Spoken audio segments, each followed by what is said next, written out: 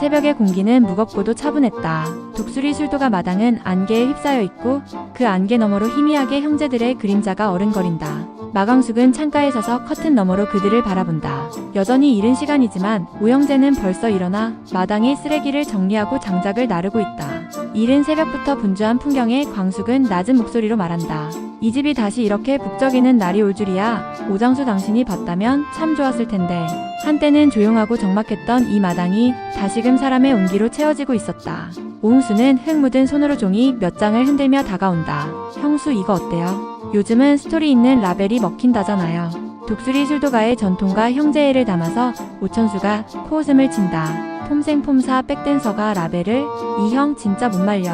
그러나 오범수는 진지하게 흥수의 종이를 들여다본다. 요즘 시대엔 그런 접근도 필요하긴 해. 특히 미국 수출 고려하면. 마광숙은 그 모습을 지켜보며 잠시 눈을 감는다. 한때는 각각 흩어져 제 삶에 바빴던 5남자가 이제는 이렇게 모여 한 가족의 이름으로 한 집을 위해 같은 방향을 바라보고 있다.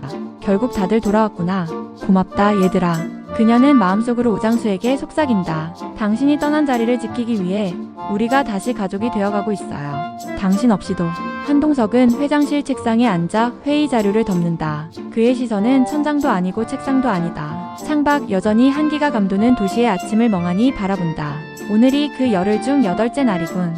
이틀 남았다. 마광숙. 그는 책상 위에 놓인 핸드폰을 들어 몇 번이고 메시지를 쓰다 지우기를 반복한다. 감정을 담는 것이 이렇게 어렵고 또 이렇게 조심스러울 줄이야. 마지막으로 손가락이 멈춘 문장. 오늘도 잘 지내고 계시죠? 라면은 혼자 먹지 마세요. 그거 반칙이에요.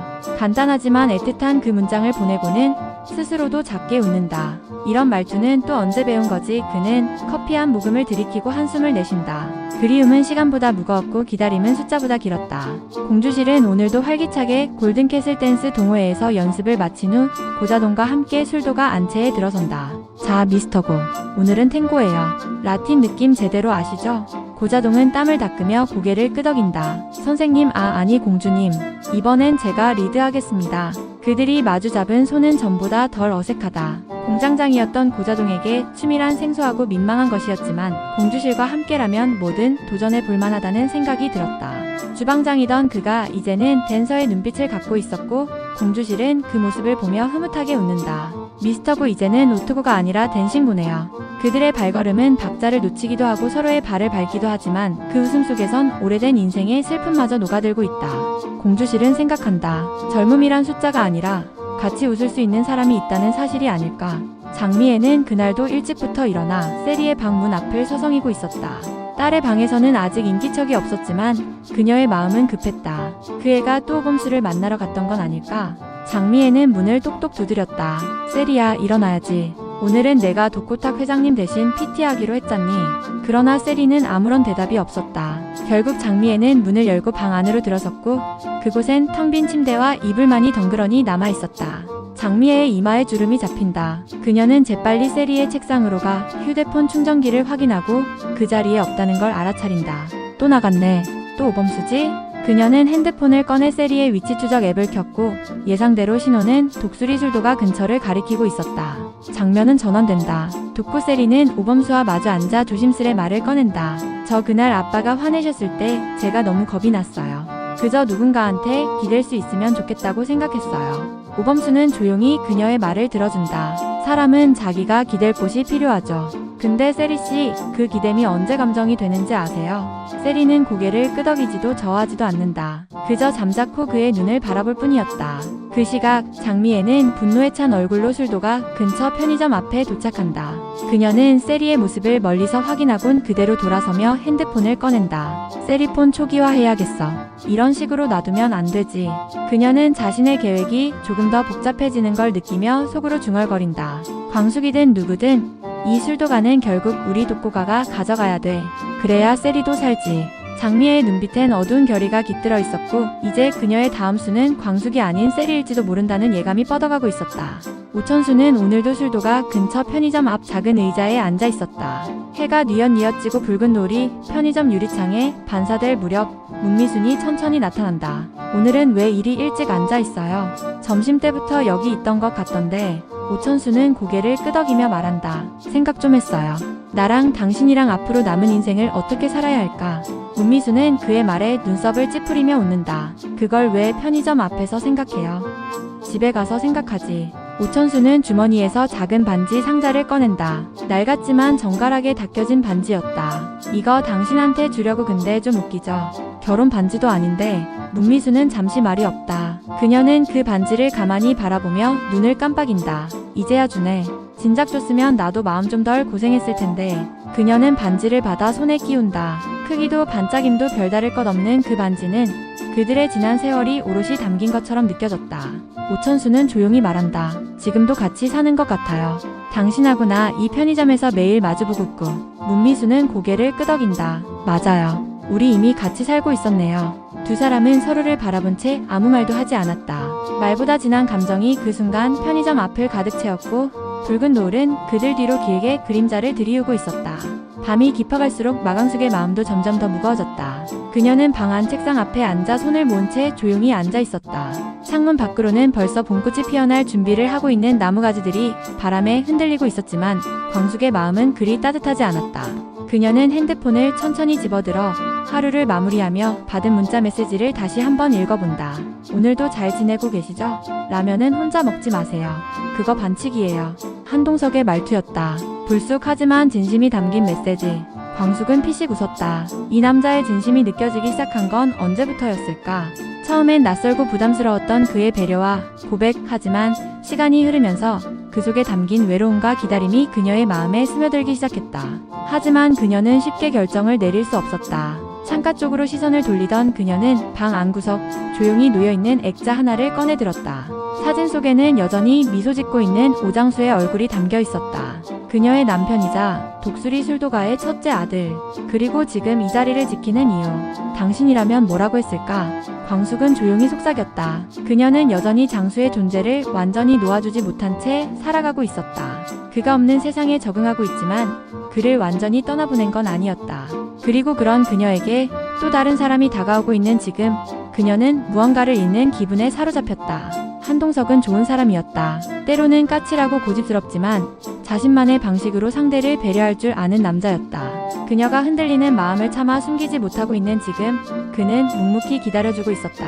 열흘만 시간을 달라는 그녀의 말에 하루하루 성실하게 답장을 보내며 조용히 그녀 곁을 지켜주는 사람. 광숙은 다시 핸드폰을 내려놓고 창밖을 바라본다. 어둠 속 가로등 불빛에 흔들리는 나뭇잎들이 마치 그녀의 마음을 대변하는 것 같았다. 조금만 더 시간을 달라고, 조금만 더 생각하게 해달라고. 그녀는 속으로 다시 한번 되뇌었다. 내게도 내 마음을 들여다볼 시간이 필요해. 창문 너머로 바람이 불어오고 조용한 집 안엔 광숙의 한숨소리만이 흐르고 있었다. 아침 햇살이 독수리 술도가의 지붕을 부드럽게 감싸고 있다. 어제 밤까지의 어두운 감정은 어김없이 찾아온 이 햇살 앞에서 일시적으로나마 숨을 죽인다. 마당에서는 오범수가 커피를 내리고 있고 우웅수는 어깨에 수건을 걸친 채 가벼운 체조를 하고 있다. 가장 먼저 기상한 막내 오강수는 손에 종이 한 장을 쥔 채 마광숙을 찾아 나섰다. 형수님. 그의 목소리에 마광숙이 고개를 들자 그는 다소 진지한 표정으로 종이를 내민다. 공장장님이 남기고 간 메모예요. 오늘 아침 회의 끝나고 저한테 몰래 주고 가셨어요. 광숙은 종이를 펴들고 읽기 시작한다. 내용은 단순했지만 그 속에 담긴 감정은 무거웠다. 마 형수님, 이 술도가 문 닫으면 전 시골로 내려갑니다. 거기선 술 안 빚고 그냥 조용히 지낼 겁니다. 제 평생 여길 지켜왔지만 더 이상은 무리입니다. 한 줄 한 줄이 마치 송곳처럼 그녀의 가슴을 찔렀다. 공장장은 독수리 술도가의 오랜 주춧돌이었다. 술도가의 사정을 가장 잘 알고 누구보다 묵묵히 자리를 지켜온 그가 스스로 물러나겠다는 결심을 했다는 건 이 공간이 처한 현실이 얼마나 위태로운지를 말해주고 있었다. 광숙은 조용히 메모를 접어 품에 넣는다. 잠시 눈을 감고 심호흡한 뒤 형제들이 모인 마당으로 걸음을 옮긴다. 얘들아, 잠깐 이야기 좀 하자.